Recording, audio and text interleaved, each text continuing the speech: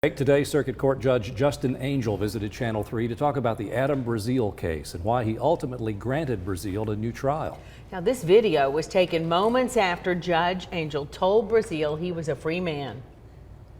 And there you see the whole courtroom erupt in cheers and applause. Braseel was convicted in a 2006 murder, but he had always maintained his innocence. Channel 3's Claudia Coco joins us now in the studio. Tell us what the judge said about that hearing, Claudia. Judge Angel says he didn't know what to expect when he sat back down on that bench after a nearly 2-hour-long recess. But he says it was an emotional moment when he set Adam Braseel free. You're free to go, sir. You're a free man. September 1st will be 5 years that I've been on the bench, and I love my job, and it has its challenges as any job does, but this was the first time I've been able to say that and to exonerate somebody. Friday, Circuit Court Judge Justin Angel set Adam Braseel free after Braseel pled guilty to aggravated assault in his best interest. Braseel is no longer a convicted murderer. And with a crime of this magnitude, with somebody who's been in prison for 12 years, it was huge. I felt the emotion. I felt emotional just getting the words out to let this man know that he was free, and I ordered the shackles to be taken off of him. Judge Angel wasn't part of those backroom discussions that led to a plea deal between the state and Adam Braseel's team.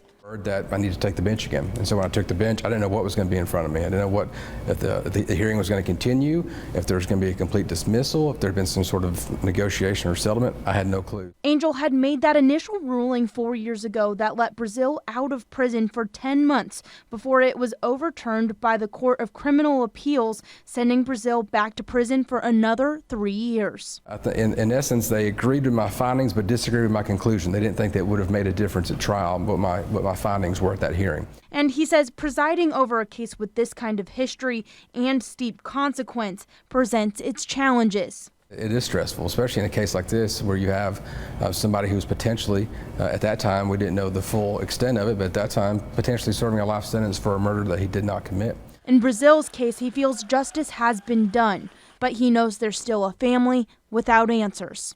The family of Malcolm Burrows, the man who was brutally murdered, and his killer or killers have not been brought to justice.